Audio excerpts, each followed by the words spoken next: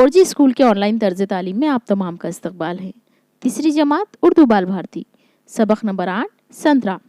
इस सबक की वीडियो देखने के लिए हमारे चैनल 4G स्कूल को सब्सक्राइब करें, बेल आइकन को प्रेस करते वक्त ऑल पर प्रेस करें और इसे देखें, या फिर इसी वीडियो की डिस्क्रिप्शन में हमने सबक की लिंक भी दी है, आप वहाँ से भी उसे देख सकते हैं। इसे शुरू से आखिर तक पूरा देखें। दरसी किताब में दी हुई तमाम मशक़ी सरगर्मियाँ इसमें हल करवाई गई हैं। सबक नंबर 8 संतरा। एक जुमले में जवाब लिखो। संतरे की सबसे बड़ी मंडी कहाँ है? जवाब, संतरे की सबसे बड़ी मंडी नागपुर में है। सवाल नंबर 2 है, बागबान डालियों को बांस का सहारा क्यों देते हैं? जवाब, संतरों के बोझ से डालियां झुक जाती हैं, कभी कभी वो टूट भी जाती हैं, इसीलिए बागबान डालियों को बांस का सहारा देते हैं। सवाल नंबर 3 है, संतरे का दरख्त कितने साल तक फल देता है? जवाब, संतरे का दरख्त 25-30 साल तक फल देता है।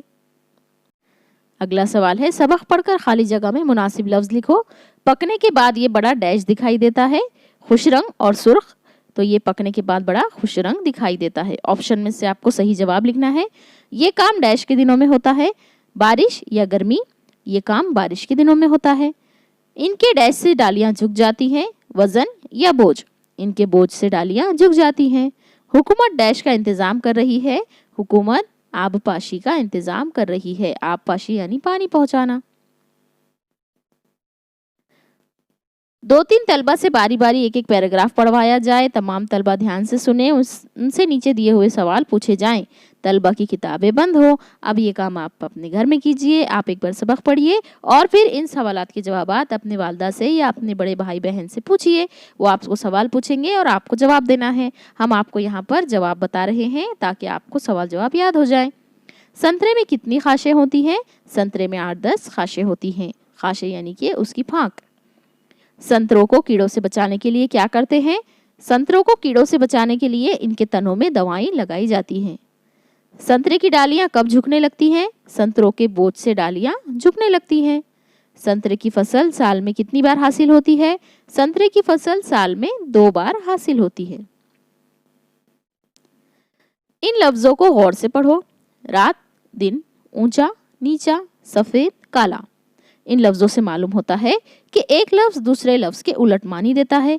ऐसे लफ्ज जिद कहलाते हैं। जिद यानी कि उल्टा। जैसे आप जिद भी करते हैं ना, आपके पेरेंट्स आपको जब कोई चीज़ नहीं दिलाते हैं और आपको वो चाहिए होती है, तब आप उनके बोलने के खिलाफ अमल करते हैं। बस इसी को जिद कहते हैं। आपको कहते हैं ना बहुत जिद्दी हो गए हैं, जिद हो गई, यानी उल्टा। जो कहा जाए उसका उल्टा करना, ये होगा जिद।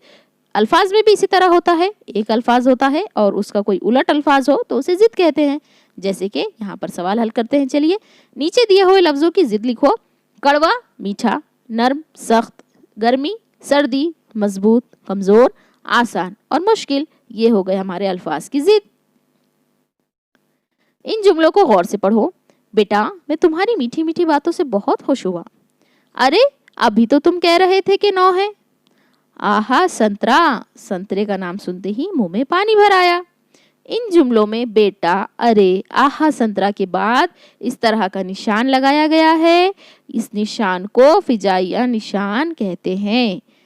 यानी कि अगर किसी जुमले में, किसी अल्फाज में कोई खुशी, गम या फिर हैरानी का इजहार करना हो तो हम इस तरह का निशान लगाते हैं। इस निशान को फिजाइया निशान कहते हैं। अब सवाल है, सबक 9 का चक्कर से ऐसे 3 जुमले तलाश करके लिखो जिनके आखिर में फिजाइया निशान लगा हुआ है। इसका जवाब होगा, तो फिर गिन लेते और उसके आगे फिजाइया निशान। अरे, एक गधा कहाँ चला गया था? अरे के बाद भी आपको फिजाइया निशान दिखाई दे रहा है। फिजाइया निशान यानी एक लकीर और उसके नीचे एक नुक्ता। अरे हाँ, और 10वां, तो यानी ये भी यहाँ पर फिजाइया निशान है। हमने 3 जुमले दिखाए हैं। आप अपने तौर पर भी अलग से जुमले लिख सकते हैं। यहाँ आपके पूरे सवाल जवाब मुकम्मल होते हैं। अगले सबक की वीडियो के लिए हमारे चैनल 4G स्कूल को सब्सक्राइब करें, बेल आइकन को ज़रूर प्रेस करें और फिर अपने दोस्तों के साथ इस वीडियो को शेयर ज़रूर करें।